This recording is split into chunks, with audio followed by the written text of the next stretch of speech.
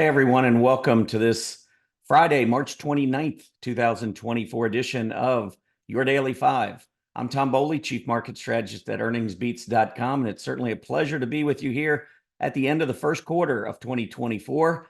A lot of things have changed in 2024, but there's also a lot that's the same. So let's take a look at some of the action and get an idea of where the market may be headed in the second quarter. Okay, first chart I have for you here is a long-term chart of the S&P 500. So it's on a weekly chart, and I just want to show you the current channel that we are in. So off of the 2009 bottom, if you connect that low with the 2020 pandemic low, that's kind of sets the stage for the slope of this channel line or channel that we're currently in. And if you take that line and you drag it up to the top, so it's the same slope, and kind of find an area where it connects most of the highs, this is about where I would draw that line. It's clearly, catches this high in 2010, couple of highs in 2011, have a little bit of an overshoot here in 2014, which is why I think the market pulled back for a bit. Then we've got the high in 2018, and then, of course, the highs that we saw at the end of 2021, where we definitely had a little bit of an overshoot, which was one of the reasons why we ended up with a cyclical bear market in 2022. But one thing I want you to notice from this channel line is that when we get up and we test this upper channel line, that's when we've had our most significant pullbacks. When we get there, I mean, if you look at almost every one of the significant pullbacks, they come from testing that upper channel line. The only one that's any different really was the pandemic. I don't know if anyone really saw, maybe we saw the risks coming, but I don't know if anyone really knew how deep that selling might go. But that ended up actually establishing this longer term channel line so that we can kind of keep track of these highs and where we might see some weakness. But each time we've gone up and we've hit this high, we've either immediately gone back down like we did in 2010, 2011, 2015 into early 2016, and then again 2018, very volatile through that trade war period where we had the pullback in late 2018. I think that was in the fourth quarter before we started rallying again. But every one of these significant declines, essentially, other than the pandemic, came from at the upper channel line or maybe near it. If you look at where we are right now, we're certainly climbing and we're getting closer to it, but there's still plenty of room. I mean, if you look back to, say, I don't know, maybe 2017, right in here, it kind of looks like, we were starting this big move right in here, and we still had another 3 or 4 months before we even had any kind of a pullback. So I think there's still room in this channel to the upside. That's my primary point. And trying to bet against a secular bull market, as you've seen really for the past year and a half since the low in October of 2022, betting against a secular bull market is big time trouble. I don't think it's a good idea. I continue to say stay long. I don't see a lot of other signals that would corroborate any kind of a top, at least from what the signals that I look at. So I think this chart is just telling me stay long. The S&P 500, we're going to take another different look. This goes back since the start of the secular bull market. The start of the secular bull market, in my opinion, was April of 2013. That's when we took out the 2007 high on the S&P 500, which took us to an all-time high. Until you get that all-time high, I don't think you really know whether you're going to pull back or not. Like 2007, we went back, we topped right about that 2000 high. You could have said, well, the 2003 low was the low going forward. Well, it didn't turn out to be. It was actually, it wasn't until the low in 2009 that we made, finally started to make the move. So anyway, this chart is just showing you the S&P 500 during the secular bull market phase since we broke out to an all-time high. And yes, we've had periods of weakness along this time period, but we've also had the majority move to the upside. I mean, most of what you're looking at here is an uptrend. And there've just been, maybe a handful of times where we've seen significant selling. Down below, you see the VIX, and the volatility index is generally correlated in inverse fashion with the S&P 500. When the S&P is going up, typically the VIX is going down. So you see it here going up, it's going down.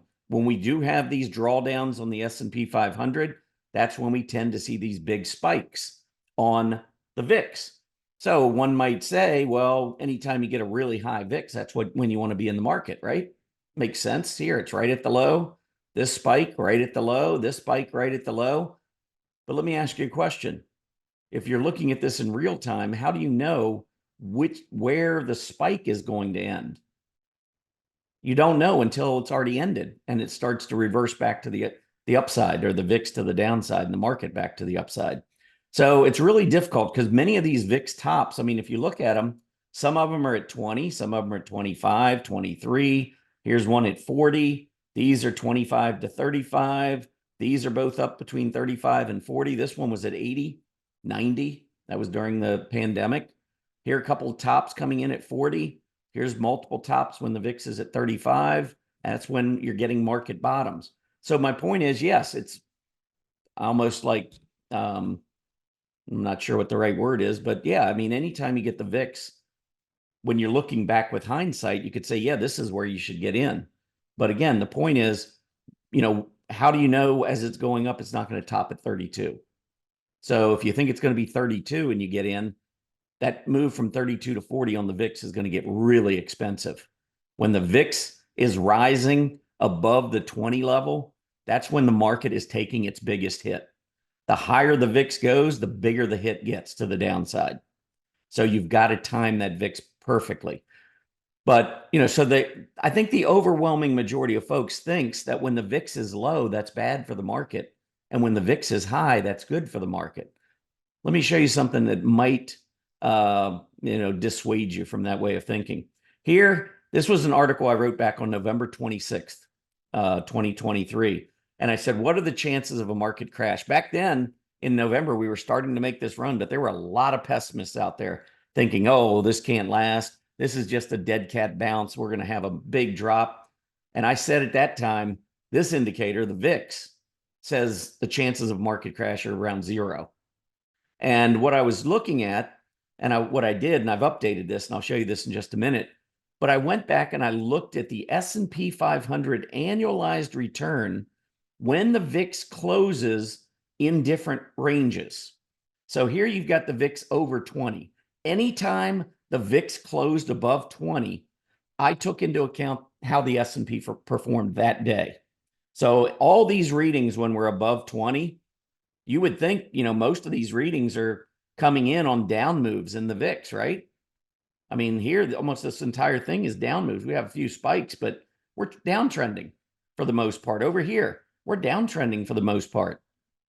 Lower VIX means higher S&P 500, right? Look at the annualized return. Anytime the VIX closes above 20, I've said I get out of the market. I don't take any chances. If you don't trade when the VIX is above 20, you'll miss every bear market. There's never been a bear market when you've got the VIX that stays below 20. Every bear market, every major correction will have the VIX go through 20. It's the way the market works. So anybody who says, oh, the high VIX, that's the time to get in, I would say that right there would suggest otherwise. Because again, unless you know the exact time of that top, and in real time, good luck, because the market's going to be, when you get up to 80, we're talking about the market going down 5% in a day, everybody panicking. You're going to calmly step in and buy. How about if you bought 2 days too soon? Maybe when it was at 45 or 50. I can tell you the loss that you would have incurred over the next few days just by missing that VIX top, it's not worth the risk of trying to find that VIX top. So anyhow, unless you have other corroborating information, when the VIX is above 20, I stay away from the market. The VIX between 17 and 20, and then the VIX between 13 and 17, and then the VIX below 13. I gave you an article. I would suggest going back and reading it because it gives you a lot more information. What I'm going to show you here, though, is that on this VIX now, I've updated it. You'll see the number there is still minus 36.74. Same number that it was back in November of 2023. Why? Because since November of 2023, we haven't had any VIX readings above 20. So I haven't had to update anything.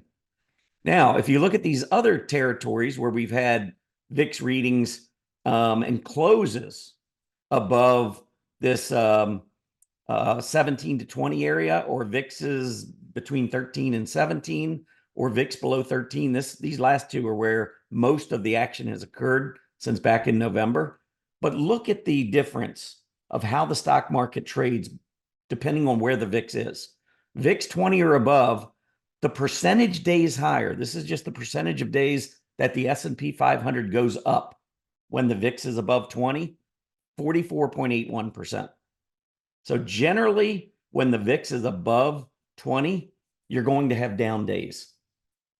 And the annualized return of minus 36.74% doesn't compare very well to the average annual return of the S&P over long term. I mean, going back to 1950 of 9%. So this is really bad action when the VIX is above 20, which is why when it goes above 20, I tell everyone, be careful. And that's usually, there's going to be a lot of movement back and forth. A lot of traders really love that action. Normally, if the VIX is above 20 and it's triggering some kind of a bear market, cyclical bear market, if anything, I would be considering shorts. I would not be thinking about longs at that point. Anyway, when you drop down to the VIX 17 to 20, the odds of the market going higher with a VIX that closes in that range jump from 44.8% to 51.04%. And your annualized return, instead of being minus 36%, is positive 23%. And then just keep dropping into these various levels. We closed the end of the first quarter with the VIX at 1301. So just above 13. Look at the 13 to 17 range. The percentage days higher now jumps to 55.34%. I can tell you that the average percentage of days higher since 1950 on the S&P 500 is about 53%. 53% up, 47% of the days are down since 1950. So when you've got a VIX between 13 and 17, now you've got a higher percentage chance that the market's going to go up. And look at that annualized return. Now it jumps to 30.97%. One last thing on this chart. For those of you that think that a really low VIX reading means that you need to get out of the market, the VIX, when the VIX is at 13 or below, every single day that it closes below 13, this is how it's traded. S&P 500 annualized return is 48.35%. Percentage of days higher jumps up to about 2 out of every 3, 66.72%. So when you see those low readings in the VIX and you think, oh, I'm going to go all in on the short side, just remember this conversation. Last two charts I have for you. Number one, banks. Anytime, I didn't annotate this chart, but you see the downtrend line here back in 2015, 2016. When that was broken, look at the move up in the VIX, or excuse me, in the S&P banking area. Once you take out this downtrend, this only lasted for about a quarter or so. But again, another big move to the upside. This downtrend, which was pretty severe back in 2020 with the pandemic, once that broke, huge move to the upside. Then we have this downtrend that's been going on now for about 2 years. We broke out of it in October, November of last year, and we're clearly trending up above the 20-day moving average. I mentioned banks because I like banks in 2024. I think as rates begin to be lowered by the Fed, starting, I think, maybe sometime this summer, sometime between June and August is when I think you'll probably start to see rates decline, the actual decreases to the Fed funds rate. I think that's only going to add to the strength in banks. And I think a lot of the reason for this movement right now is because banks are anticipating. What happens with banks when those short-term rates come down is that the yield uninverts and turns back above zero and starts rising. That raises the spread, the net interest margin for banks, which is basically on normal companies like Apple talking about, raising revenues, because that is effectively is the product in banks. That net interest margin is the driver of the bottom line in a bank. And so when you get the short-term rates coming back down, Fed funds, and you've got the 10-year treasury yield, the longer end of the yield curve, more staying the same or maybe going down a little bit or maybe even going up a little bit. Who knows? That spread is going to trigger, in my opinion, a very, very strong banking group. And I think it's already started. Last thing I'll mention, IWM versus the QQQ. This is the small caps, Russell 2000 versus the QQQ. I actually use a user-defined index at StockCharts, and this is one of the features at StockCharts I think is amazing. For anybody that wants to do any research, and we'll come back to this, but if you go to the dashboard on StockCharts and you go down here to, went too far. Right here, user-defined indexes, you can create any kind of index you want. You can track your weight. You can track your golf scores. I mean, you could track anything, but I like to do research and track my research using these user-defined indexes. One of the things that I do is I look at the intraday action as opposed to just looking at the ratio between any two stocks or asset classes or whatever. Here you can see the IWM QQQ. If we include gaps and we're just looking at the ratio between these two, the IWM has broken out relative to the QQQ. That's important, obviously, because now we can see that rotation is starting to take more of a hold, a lot more money rotating into the IWM. But if you look at it from an intraday basis, forget about the gap.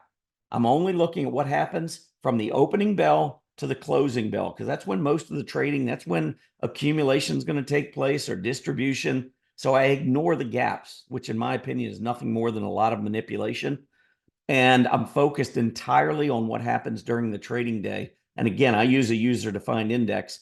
I do all my work on an Excel spreadsheet, and I get my data every day. And I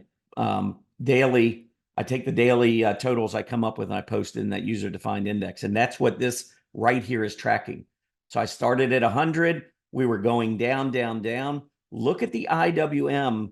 It's intraday rotation versus the QQQ, which is the NASDAQ 100. We are right now at the highest level that we have seen since back at the end of October when this rally began. Look at the move coming off the February low. This is a lot of rotation that's taking place in the market under the surface that I don't think a lot of folks are understanding at this point. So this is telling me that the IWM perhaps is just getting started after being a laggard for a while. We're seeing that money rotate under the surface into small caps, and that could bode really well for this group later this year. And again, that's the user-defined index that helps me track this. So that's probably a feature many of you have never used. I find it to be an incredibly helpful feature, especially when I like to do my own research for myself and for all of our members over at Earnings Beats. One last thing I want to mention before we wrap this thing up. If you go over to earningsbeats.com, I've got a 4-part educational series completely free, starting on Monday, April 1st. No April Fool's joke. Monday, April 1st, 4:30 p.m. I'm going to do the first series on candlesticks. So that's going to be coming up on Monday. I'm going to teach you the basics of candlesticks. And I'm also going to show you how I use candlesticks in my trading to better improve my reward to risk, make more successful trades, limit losses, all of those things come out of understanding candlesticks. So that'll be Monday. The following week, price volume. Then I'm going to look at divergences. And finally, on the 22nd of April, trading gaps and how I use these candlesticks to help me with trading gaps. All of that coming up. All you have to do, click on this link. It'll take you to a page where you can register with your name and email address, and we will get you set up, and I'll see you on Monday. Listen, it's been an awesome time here on the Your Daily 5. I love doing these periodically and just giving you a quick update on what I'm seeing in the market. Thanks so much for tuning in. Make sure you like the video if you like the video, and subscribe to StockCharts channel. I'm sure they'll appreciate that. Have a great day, everybody, and happy trading.